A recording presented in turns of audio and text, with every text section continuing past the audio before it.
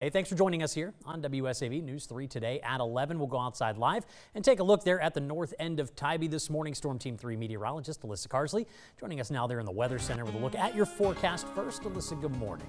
Hey, good morning, Ben. We are seeing just a few clouds out there across the coastal empire and low country this morning, as we are still tracking high pressure now bringing in that southwesterly wind, and that's what's going to lock the cloud cover in place over the next couple of days, as well as that light breeze and temperatures really starting to warm up back into the 60s and even the low 70s already. Look at Darien sitting at 70 degrees, 64 degrees in Savannah, and 65 degrees currently in Beaufort. As we head into the next couple of hours, we'll be tracking mainly a mixture of sunshine and clouds, enjoying the warm air. Temperatures remain above average, getting back into the lower 70s for more areas compared to just Darien right now.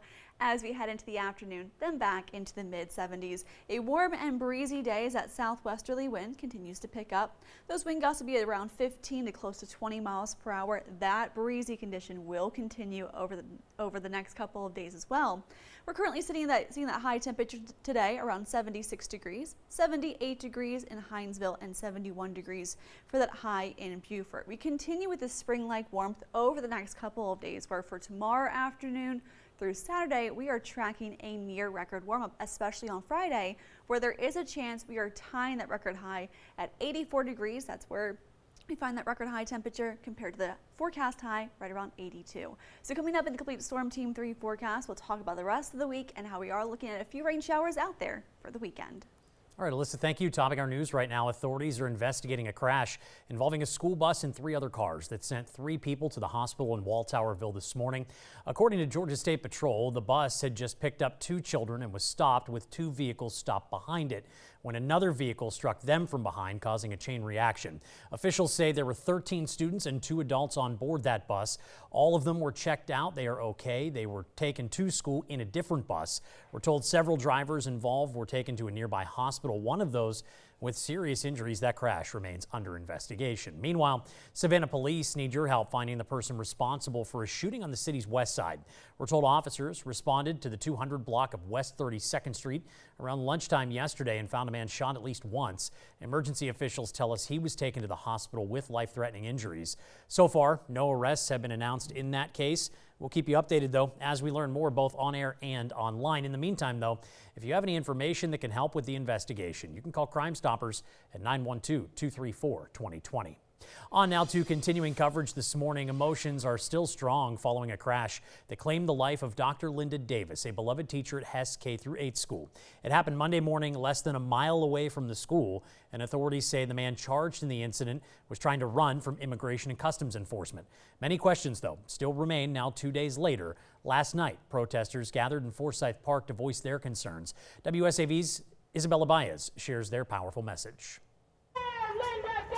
Justice for Linda Davis. The Savannah Party for Socialism and Liberation organized an emergency protest. They say it's a direct response to the death of Linda Davis. Organizers saying she deserves justice, and the Immigration and Customs Enforcement officers involved in the pursuit should be held accountable. She's a teacher, a school teacher, a beloved member of this community, and we're here today to say that we actually demand justice, for not only the teacher, but also for, all the people who have been terrorized by ICE. People in attendance tell WSAV they believed if ICE officers were never in Savannah, that crash never would have happened, and Dr. Davis would still be alive. Because when it comes to this chase, it never should have happened, and ICE actually shouldn't be in our communities to begin with. I was extremely hurt for something like that to happen in this city. I know we've been watching nationally how the effects of ICE in certain cities, but for something like that to happen here, it hurt. City of Savannah District 2 Alderman Dietrich Leggett also agreeing that the incident never should have happened, and local law enforcement were never aware of the ICE pursuit. Before you start making those type of actions happen in the city of Savannah, you need to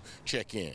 You have to talk to our chief, you have to talk to our city manager before those type of things happen, even talk to the sheriff. So there's a lot of entities that have to be at the table. That was Isabella Baez reporting. We're also learning more about Dr. Linda Davis. Her colleagues say she left a lasting impression on her students and the school system. Dr. Davis started her career with Savannah Chatham County Public Schools at Brock Elementary in 2022 as a fourth grade language arts teacher. She created a classroom where students felt seen, supported, and important. Beyond teaching, she helped develop programs that celebrated the history of the school. Last August, Davis transitioned to Hess, and her loss has been felt since across multiple schools and throughout the community. She's established a legacy. She'll never be forgotten. And I'm sure if you interacted with anyone, any of her colleagues or her students, they would all have nothing but good things to say about her. Linda was a wonderful woman. District leaders have set up counseling services at the school for anyone who may need support during this difficult time. You can stay up to date and see any of our previous coverage on this story anytime you'd like on our website. We have it for you at wsav.com/IceChase. Our community is also mourning the loss of a true local visionary and a champion for civil rights who helped break barriers in the hostess city. Family members tell WSAV that Miriam Center passed away yesterday. Born in 1926, Center was the daughter of Russian immigrants. During the 1950s, she pursued a career in real estate, a heavily male-dominated industry. The following decade, she would sell a home to a black family in a white neighborhood, one of the first to break Savannah's housing color barrier and open the doors of upward mobility.